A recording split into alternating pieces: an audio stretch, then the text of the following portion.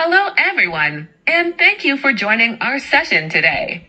I am Dr. Fangyi Liu, an assistant professor from the Department of Agribusiness Management at National Pingtung University of Science and Technology in Taiwan. I am honored to present our paper at Agri-2026 here in Athens, Greece, which is a specialized track under the IEEE ICONS conference. Our study is titled Blockchain for Greenwashing or Resilience, a panel two-stage least squares evaluation of carbon compliance in Taiwan's agri-fishery sector. This research explores a critical question at the intersection of corporate strategy, environmental economics, and rigorous econometrics. Let us get started. Let us look at the core dilemma driving our research. Taiwan's agri-fishery sector is facing intense institutional pressure to comply with international carbon pricing and strict domestic net zero roadmaps. However, the supply chain reality presents a major tracking challenge.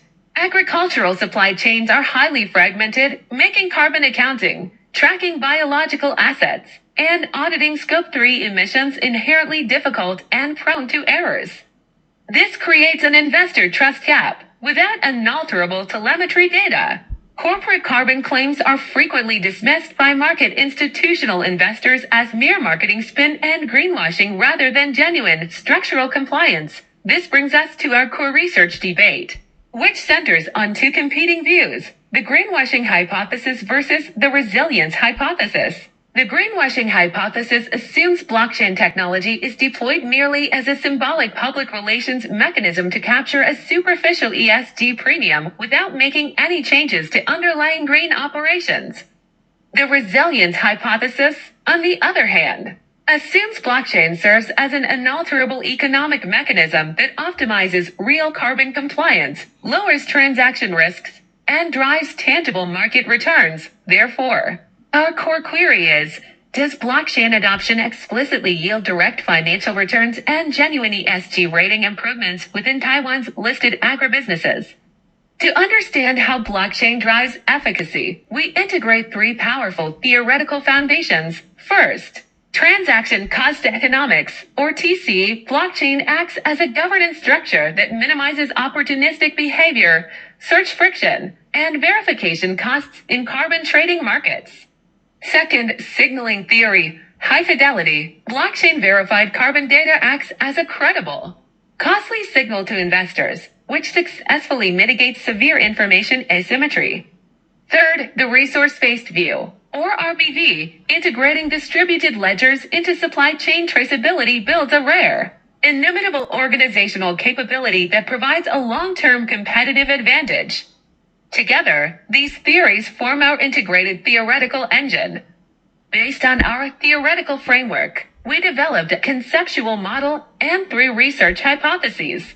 Hypothesis 1 states that blockchain adoption significantly boosts short-term corporate financial returns measured as year-to-date stock market performance due to enhanced transparency. Hypothesis 2 predicts that blockchain adoption directly improves institutional ESG ratings by standardizing operational compliance.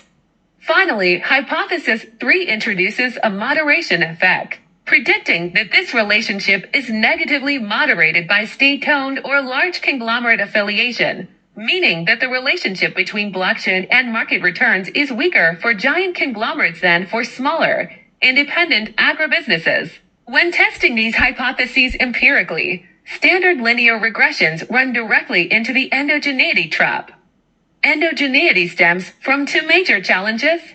First, omitted variable bias, unobserved corporate traits, like a manager's personal pro-green philosophy, can simultaneously drive both tech adoption choices and financial performance. Second, reverse causality.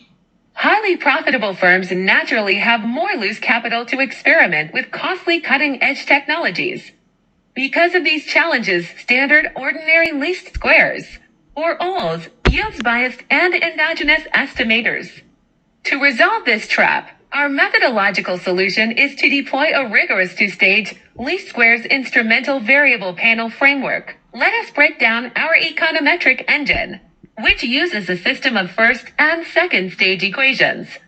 In stage 1, we isolate exogenous variation by instrumenting our endogenous binary choice variable, blockchain. The first stage instrumental model is written as blockchain sub it equals alpha 0 plus alpha 1 times IV inductor speed sub it plus the vector x prime sub it multiplied by the vector gamma plus mu sub I plus tau sub t plus epsilon sub it. Our valid instrument is for industry speed, which is the mean blockchain adoption rate of peer firms in the sub-industry.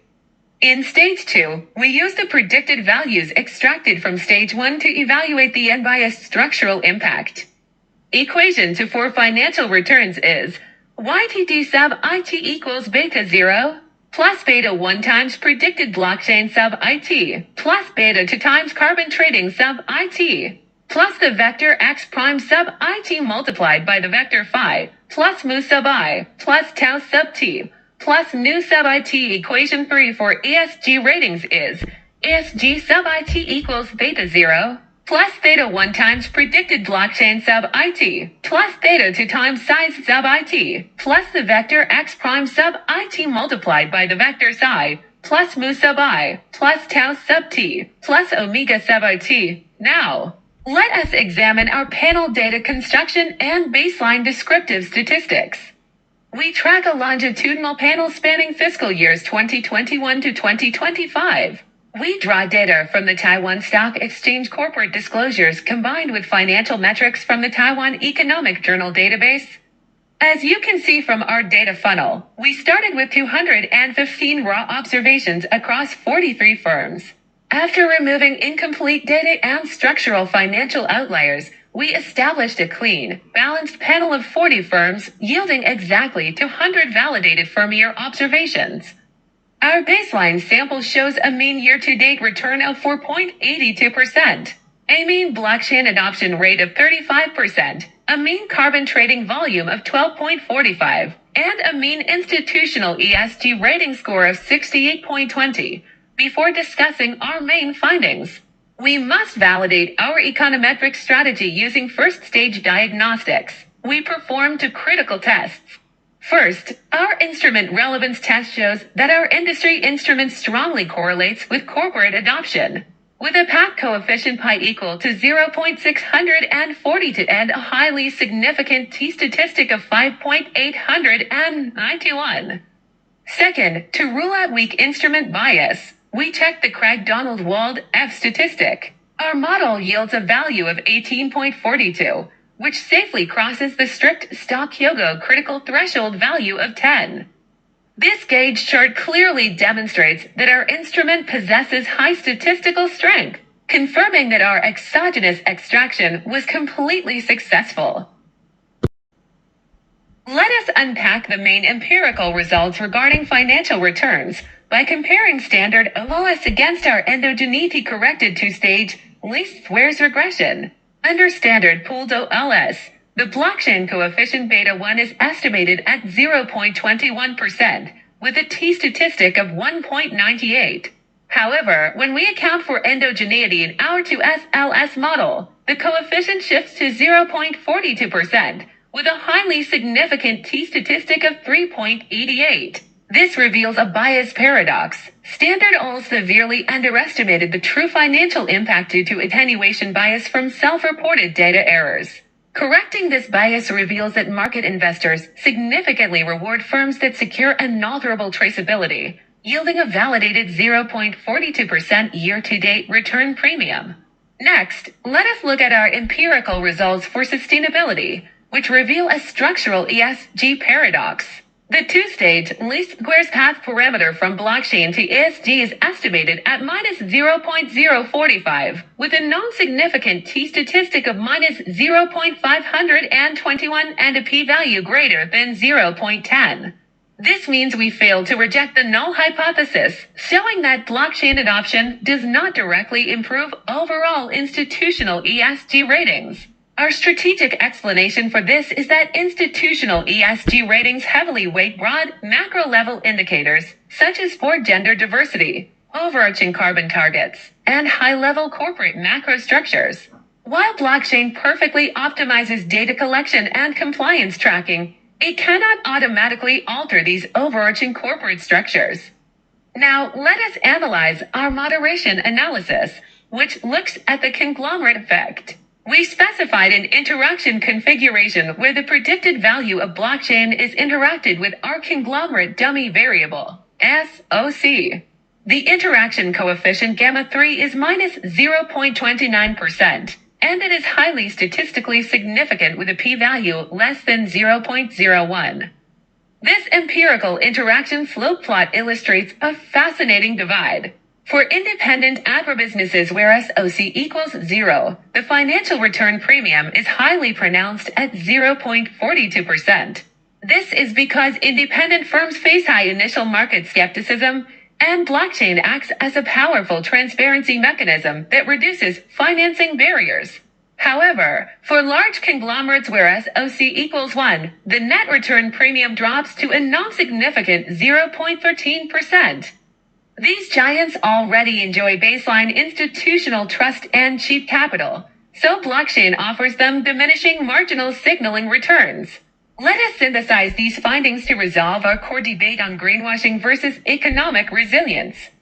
We can clearly evaluate our two initial hypotheses. Hypothesis 1, which argued that blockchain is purely a tool for symbolic public relations and greenwashing, is strongly rejected. If blockchain deployment were simply greenwashing, its two-stage least squares coefficient on market returns would be negligible or negative under intense investor scrutiny. Hypothesis 2, which highlights economic resilience, is fully confirmed.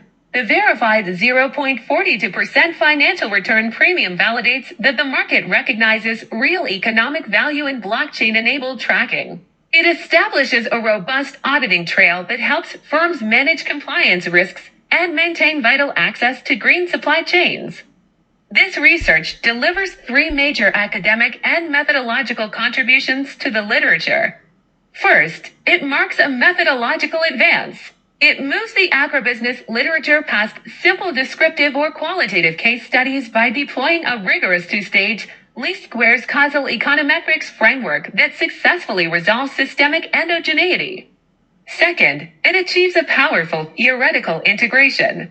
It successfully connects signaling theory with transaction cost economics within the highly specialized context of emerging net zero agricultural compliance. Third, it provides deep empirical grounding, offering robust, endogeneity-corrected evidence derived from 200 validated firm-year observations in Taiwan's highly specialized and under-researched agri-fishery sector. Too close, let us look at our policy implications and future scope.